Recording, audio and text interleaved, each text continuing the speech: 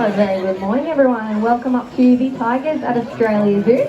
My name is Beth and I'm joined out here with Jen and Shane and of course the stars of the show today which you've all come to see, Malcolm, Sally and Sage. These three are our 10-month-old Sumatran Tiger cubs. They are our newest cubs that were born here at Australia Zoo, and we're going to be doing a little bit of a play session with these guys today.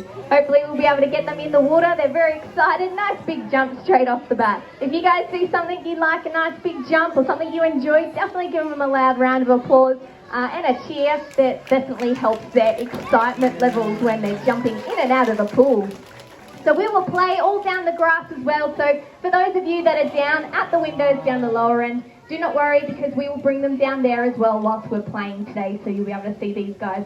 And up towards the top there for you guys up the top, we'll be able to bring them up there with our toys that we do bring out during the show, so everyone will be able to see our beautiful cubs as they play.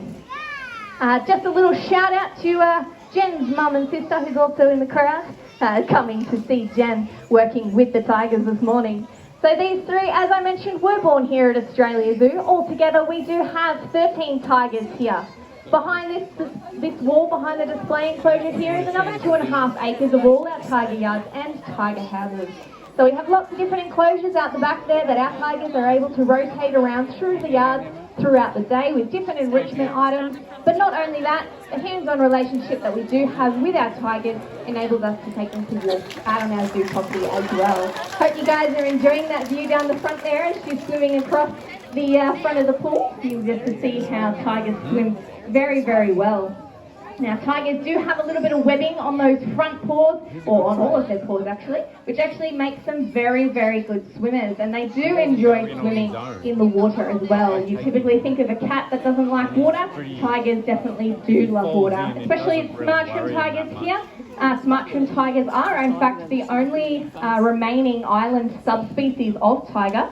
The Javan and the Balinese tiger have already gone extinct, and it's this beautiful subspecies, the Sumatran tiger, that we are looking to protect here at Australia Zoo. So these guys do love swimming, and they have been known to swim between islands in Sumatra as well. Big round of applause, guys. So these guys being Sumatran tigers here at Australia Zoo, the main reason why we have tigers here and why we do have this hands-on relationship with our tigers is so that we can raise much needed funds for them out in the wild. So out in the wild in Sumatra, there are less than 400 Sumatran tigers remaining. It is a number that was decreasing for quite a number of time.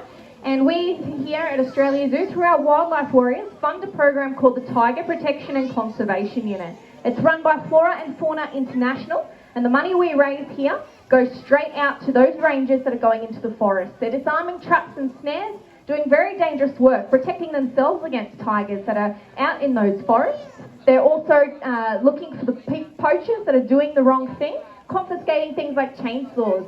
70% of the logging done in Indonesia is actually done illegally. So being able to look after these programs and help the communities over there, we are in turn saving wild tigers. But not only wild tigers, all the other animals that live in those rainforests underneath them are also being protected as well. So we thank you for coming in today, because simply you coming in the door, you are helping us raise that money we need for these tigers. For the lucky guests that actually came along for our tiger walk this morning, their money that they spent on that encounter is going straight back to that tiger program as well. So if they're out there, we thank them for coming along, because they are definitely helping us save wild tigers. And we know that program is working, because out in Kerinci Seblat National Park, those numbers have started to stabilise. So with that, we are actually able to then hopefully see those numbers start to flourish by protecting their habitats as well. So as I mentioned, these guys are Sumatran tigers. They are 10 months old, so they're still learning the process of how we interact with our tigers. We want to continue interacting with them when they're adults as well, to be able to provide them with this enrichment and the walks that we do out on our zoo property. So with that, obviously, they have to learn to be gentle with us, and they have to learn to respect us when we're asking for things. So such as this moment, we're actually asking for that toy back. Of course, they're still young, so it's still a little bit of hit and miss sometimes when we're training them. But what we're trying to do is actually ask for the toy back here. Now, the reason we do that and we teach them to give the toy back when we ask for it It's so that when they're older or even when they're at this age, we don't want this to happen. So we don't want the toy to break up and then run away with it. Whilst it's very cute, we need to get that toy back because we don't want her to start chewing on any bits of plastic or any bits of rope that she might digest and accidentally swallow or get into her stomach, and we don't want her to be sick. So with that, we definitely want to keep our beautiful tigers safe whilst we're providing them with all this fun as well. So you'll see when we're asking verbal commands, the idea is that when they're adult tigers, we can simply ask for the toy back and they will let that go, which in turn they usually do learn that by that age. At this age though, there's definitely some levels to it. So when we ask for the toy back, this doesn't always happen, and it may have to escalate to clicking our fingers or giving them a little tap on the nose, or using the cane to actually make a loud noise on a log or on the toy itself, which then breaks their focus so that they can actually let go of that toy. When they do let go of that toy, we then do chuff to them and reassure to them that they've done the right thing, and they do eventually learn that's what we're asking them to do. So being able to respect that space that we're asking for, she's still got it there. When we do ask for that respect or that space, that's definitely how we do continue to work safely with our tigers when they are adults. Now these guys, when they are adults and fully grown, they'll be around the age of 3 years old. And for Malcolm, that'll be anywhere between 120 and 130 kilos. So he's a very big boy, and we want to be able to continue to give him the most benefit that we can give him here in captivity. So being able to stay hands-on with him definitely requires a lot of work at this age here. The girls, they'll be a little bit smaller. They'll reach about 80 kilos when they are full size. They'll be sexually mature, so fully mature, full adults when they're around the age of 4. So even though they're full size at 3, it takes a little bit longer for that sexual maturity to reach. And that's when the girls will start to cycle, start to come in estrus. And the males will then seek them out at around that age to then want to start breeding with them. Now, of course, these 3 here are together at this age, and they will stay together until they hit that sexual maturity. That's when we'll watch those behaviours and make sure that the girls aren't quite cycling yet, because we obviously don't want Malcolm to breed with his sisters. At that age too, they will actually look to want to be by themselves. They will look to be solitary at that age, because that's what they will do naturally in the wild as well. Tigers do live solitary when they are adults. So that will happen here as well. We'll watch their behaviours and notice any changes that may happen, any aggression that may start to happen between the 3 of them. And that's when we'll look to let them be solitary and have their own yards as well. So that's naturally what happens. It's very instinctive as well. And definitely you'll see some cute jumps here on the island as they're going under. And these guys are actually very confident in dunking their heads under as well. So you just saw a little Missy there.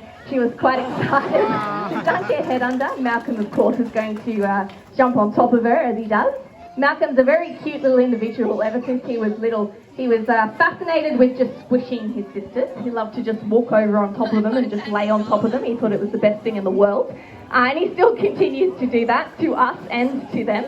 So as you can see here again, they're going to give her a little bop on the nose. She's dropped that, and now you can't hear that, but Shane's actually reassuring her and chuffing to her, which is a form of communication that tigers do with each other. That's how they say hello, and that's how Mum will reassure the cubs as well. So we use that same form of communication to let our tigers know that they've done the right thing. So hopefully we'll get maybe a few little jumps off the side of the pool here. Let's see. Malcolm's just going to fall in. Little Missy's going to shake her paws. Now that shaking of the paws there that you can see those girls doing, those front paws are very sensitive. They have lots and lots of little nerve endings running in those front paws. Now that's actually for when they're stalking their prey. They'll actually know whether they're crushing leaves or sticks underneath those paws. That will give away their location when they're actually stalking their prey.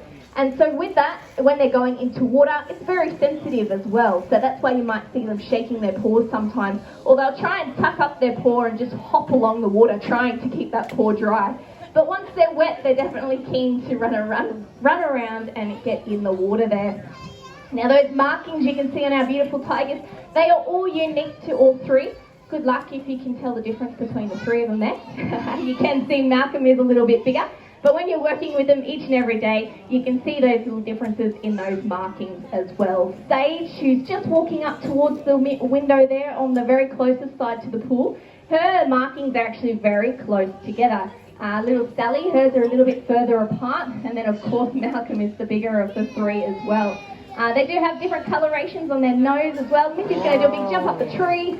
That was definitely planned. As you can see, when they climb up those trees, they actually use just those claws on those tips of their paws.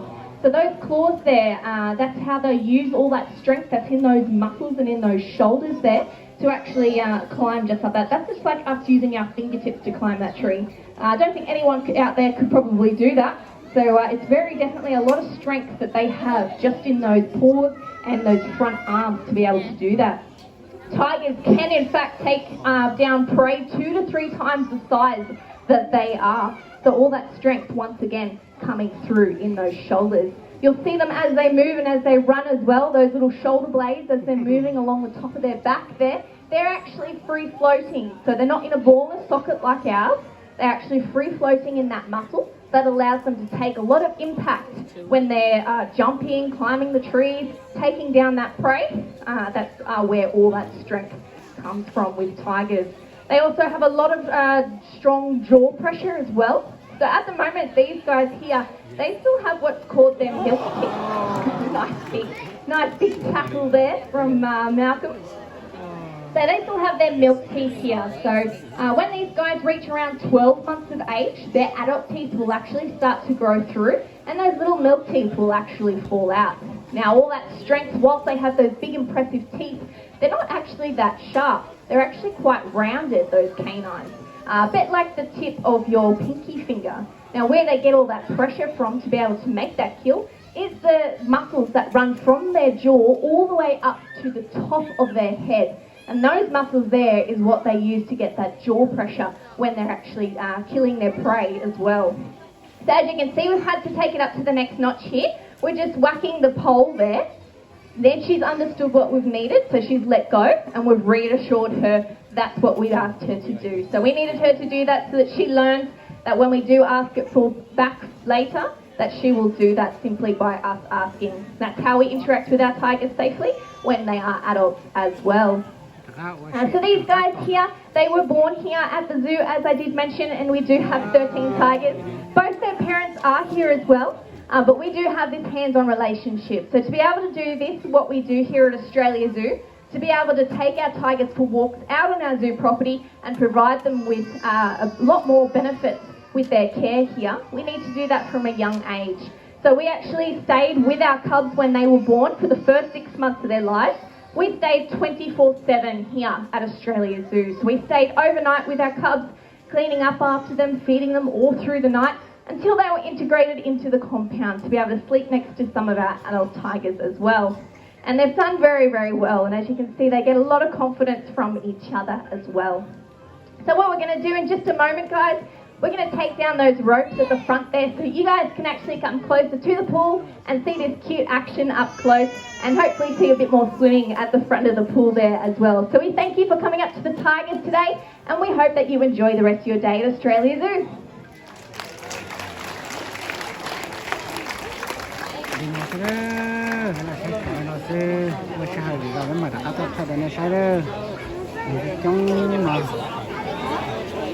Nó sợ nó nói thì mình sẽ